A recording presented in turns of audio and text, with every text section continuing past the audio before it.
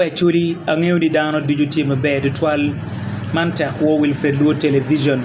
atika miyo ng'ech malupe kiloko Acholi parliamentary group tin niano ripiara ariyo wi ariyo en aye niano ma kolo waje ni ye ma mek gubo bedo tie ye dong en ilok mokane ma okati kwede kikati ki neno matut twal ni kameta ne omero ke roj pan check pa APG ikaro dul ma omero nen joma obikonyo miyo tam wek joma utang kiribgi wakuduk chen yot ka chiel dok joni enu ni duju gieno mogo la wachele petie tela mo magi bichwago mapat kono ki ye mano bitime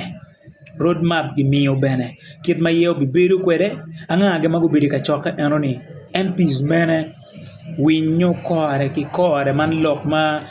tin ukatika maleng ki parliament melo bi Uganda maluo TV utegonone dok watamani pira tek inu miribit ki ngeji iye mana yekid ma akol logo kwede Kiluo TV. Tell Acholi parliamentary group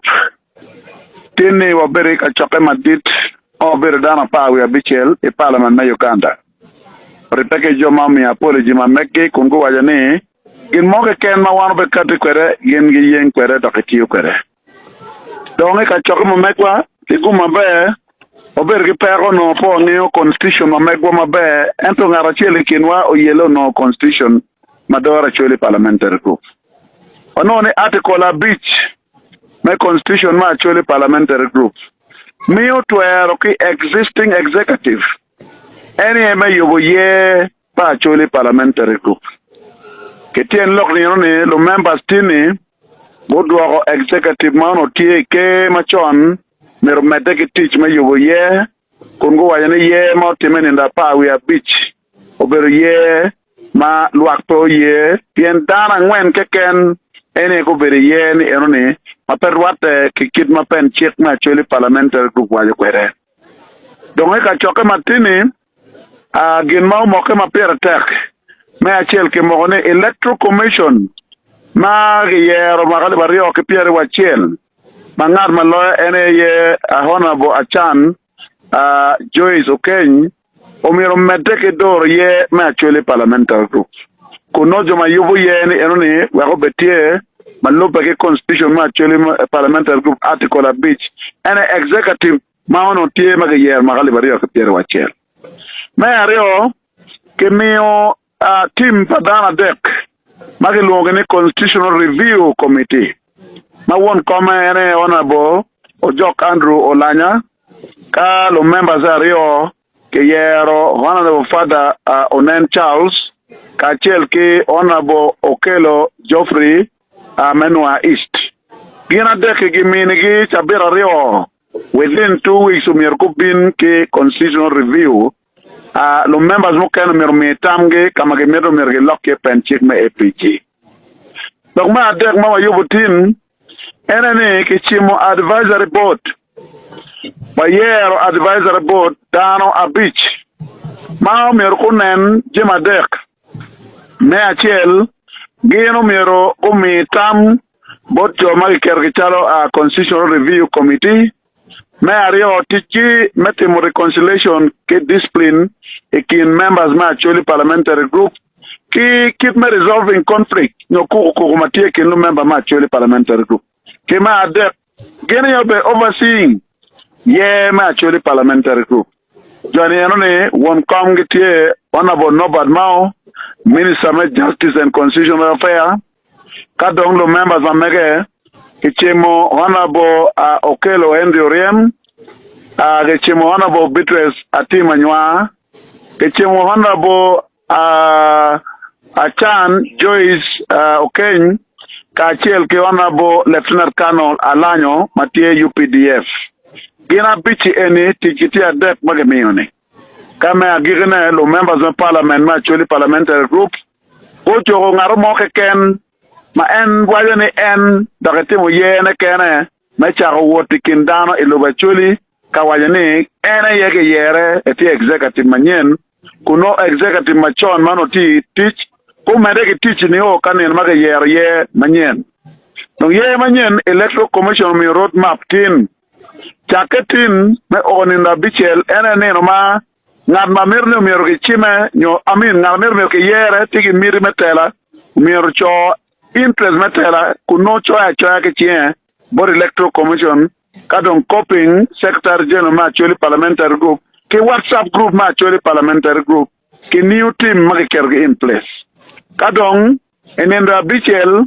a list panyeng tano mago nyuru mir me chung obekati kamaleng kanenda bero ka choke madit me ye obetime kuneno ne yerne gi chako ke neno pen check ma choli parliamentary group amendment mano won komo be cho report ma mekge won kono wana bo ojok Andrew Olanya ngo magen gitimo ya amendment me constitution kala otima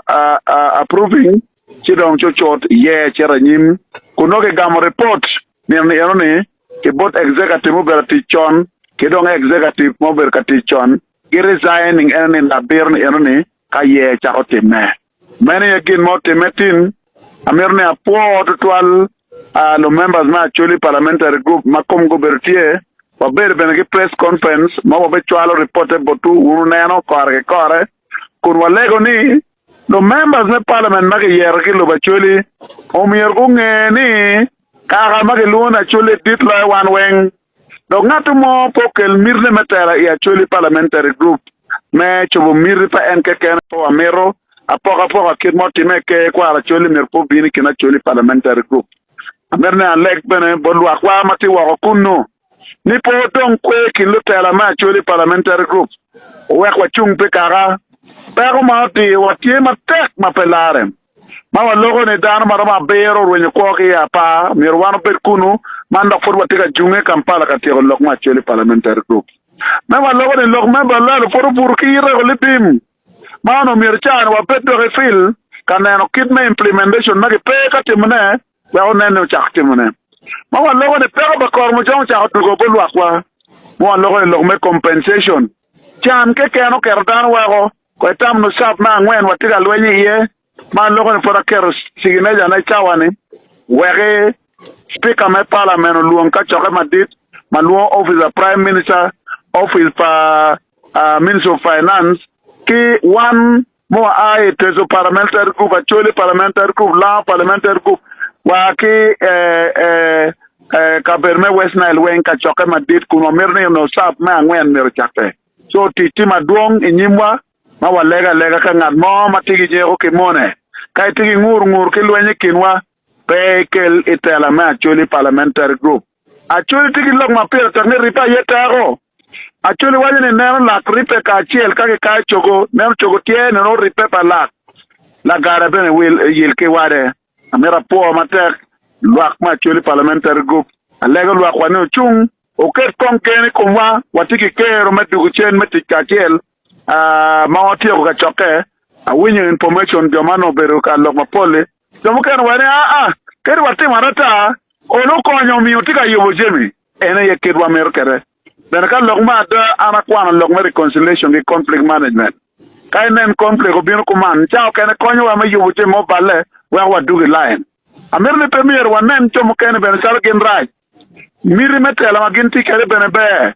nyurni wano duong telo tela pera tekni mirni ene go bin kwere yo mate wan po ye ni ngarmo ke jok mirne metela ento ke te yo mate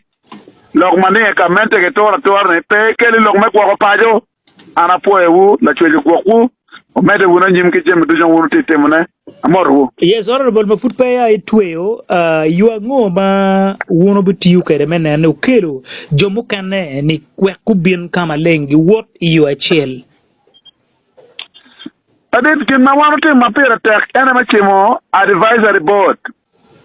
ma ana wa ni won committee la did Norbert Mao minister me justice and constitutional affairs kidom lo members tie la did ilare I did Henry Okelo Riem bitreza anywa atim ka kiel ke jo ario mo wachimo gi umi watimo kidmeno Johnny enigi peki interest mo me ye district mo nyo consistency mo jo atek chane gi chimo ga chima gitie chaone ministers giti ex official jo ario ne eni ngara tie disability of the whole of northern Uganda man me kene me UPTF pe bene ki miri me chu kene ene eno be kelo chomo kene wenke wane wen pen ka ngara tiki ko kum ana kol ikelu borki ana bina gamono initie ene gin mamir no time wege within chapela rio mo chere yen na birni miro wot ka chel chal tim akbere ngatu mo ken men tika ngak no tamme pat men la nyego la mone kum kaka kama churiti ye chawane pe miro ngatu mo ma dog ngak chen ni tika chere ki lok mengo me miro tela romika otika wangba makoni ni la aji matika wa oti tika riamo yo eno ni no ngata wiye petiu pera tekno mirwa chunka chel pe kaka choli ana poyo apoyo di twalo